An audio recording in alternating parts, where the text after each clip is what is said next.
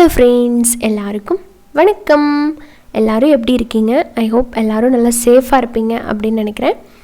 இன்றைக்கி நம்ம நிக்கிஸ் கிச்சனில் நம்ம பார்க்க போகிறது நம்ம எல்லாருக்குமே ரொம்ப பிடிச்ச மோர் குழம்பு. மோர் குழம்பு பார்த்திங்கன்னா இதில் என்ன ஸ்பெஷல் அப்படின்னு நீங்கள் கேட்கலாம். நான் இன்றைக்கி தேங்காய், அப்புறமா பருப்பு, பச்சரிசி அதெல்லாம் ஊற வச்சு அரைச்சி ஊற்றாமல் ரொம்ப சிம்பிளான முறையில் உங்களுக்கு செஞ்சு காமிக்க போகிறேன். இந்த மெத்தட் எங்கள் ஃபேமிலியில் நாங்கள் பண்ணுற ஒரு யூனிக்கான மெத்தட். இதை நீங்கள் வெளியெல்லாம் இந்த மெத்தடை பார்த்துருக்க முடியாது அப்படின்னு நினைக்கிறேன். டேஸ்ட்டும் ரொம்ப நல்லாயிருக்கும், குயிக்காகவும் பண்ணிடலாம். நீங்கள் பேச்சுலராக இருக்கீங்க அப்படின்னா நீங்கள் இந்த மெத்தடை ஃபாலோ பண்ணிங்கன்னா சட்டுன்னு உடனே இந்த மோர் குழம்பு செஞ்சு அசத்திடலாம். வாங்க இப்போ வீடியோக்குள்ளே போயிடலாம். ஹோப் இந்த வீடியோ உங்களுக்கு ரொம்பவே யூஸ்ஃபுல்லாக இருக்கும் அப்படின்னு நான் நம்புகிறேன். நான் இன்றைக்கி சுரக்காய் யூஸ் பண்ணி இந்த மோர் குழம்பு பண்ண போகிறேன். மோர் குழம்பு வெண்டைக்காய், நீர் பூசணிக்காய், அப்புறமா ஈவன் புடலங்காய், சேப்பங்கிழங்கு, இந்த மாதிரி எல்லா காய்கறிகள்லையுமே நீர்க்காயின்னு சொல்லுவாங்க இல்லைங்களா, அந்த மாதிரி காய்கள் எல்லாத்துலேயுமே நீங்கள் பண்ணலாம். டேஸ்ட் ரொம்ப நல்லாயிருக்கும். முதல்ல நான் இந்த சுரக்காயில் இருக்கிற தோலையெல்லாம் நல்லா சீவிக்கிறேன்.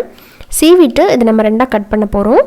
நான் இன்றைக்கி பெரிய சைஸாக இருக்கிற ஒரு சுரக்காய் யூஸ் பண்ணியிருக்கிறேன். இது குறைஞ்சது ஒரு 4லேருந்து 5 பேர் தாராளமாக லஞ்சுக்கு சாப்பிட்ற மாதிரி நான் செய்ய போகிறேன்.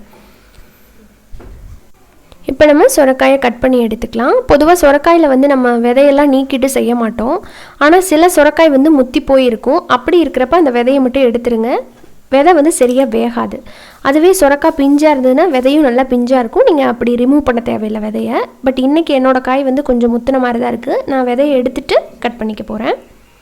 சுரக்காயிலே 2 வெரைட்டி இருக்குது. குண்டு சுரக்காய் ஒன்று இருக்குது, அதை நாட்டு சுரக்காய் அப்படின்னு சொல்லுவாங்க. இது நீல சுரக்காய். இது 2 எது கிடைச்சாலும் நீங்கள் வாங்கி யூஸ் பண்ணலாம். நாட்டு சுரக்காய் இதை விட இன்னும் டேஸ்ட் ரொம்பவே நல்லாயிருக்கும்.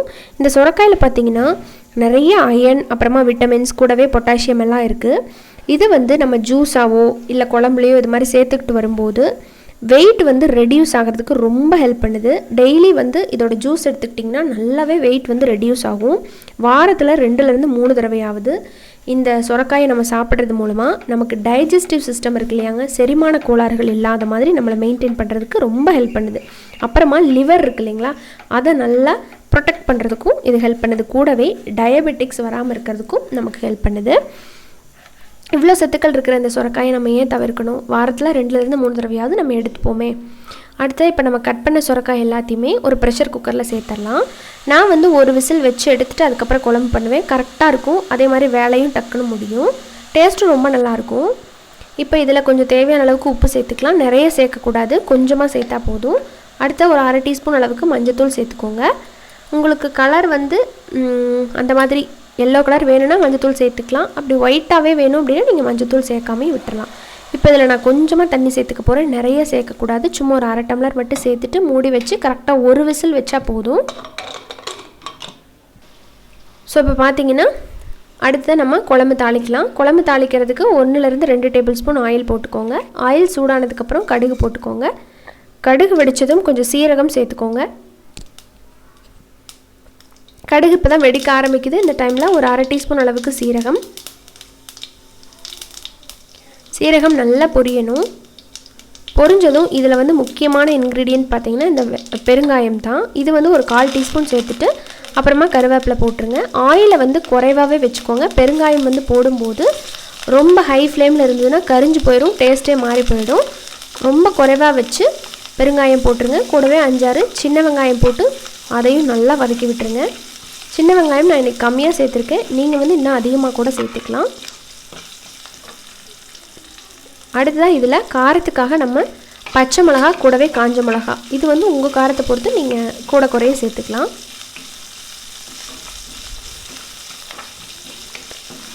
நம்ம இதில் வேறு எந்த பொடிகளும் யூஸ் பண்ண போகிறதில்ல. அதனால் உங்கள் காரத்துக்கு தகுந்த மாதிரி நீங்கள் கூட குறைய சேர்த்துக்கோங்க.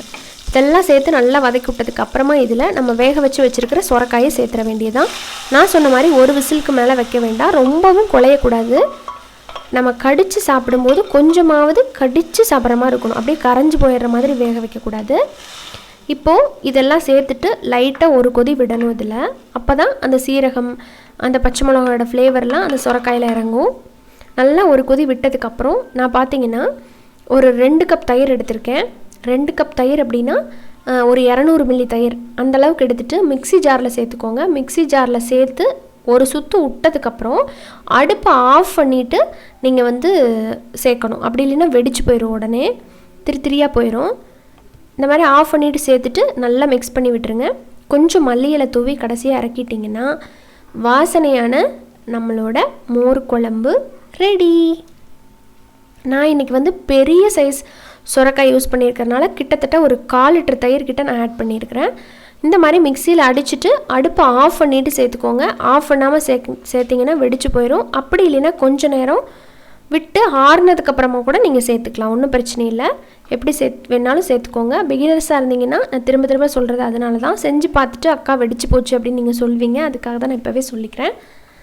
ஸோ இதே மாதிரி இதே அளவுகளோட இந்த மோர் குழம்ப உங்கள் வீட்டில் செஞ்சு பார்த்துட்டு எனக்கு ஃபீட்பேக் ஷேர் பண்ணுங்கள். இந்த வீடியோ உங்களுக்கு பிடிச்சிருந்தது அப்படின்னா மறக்காமல் உங்கள் நண்பர்களுக்கும் ஷேர் பண்ணி விடுங்க, அவங்களும் செஞ்சு பார்க்கட்டும்.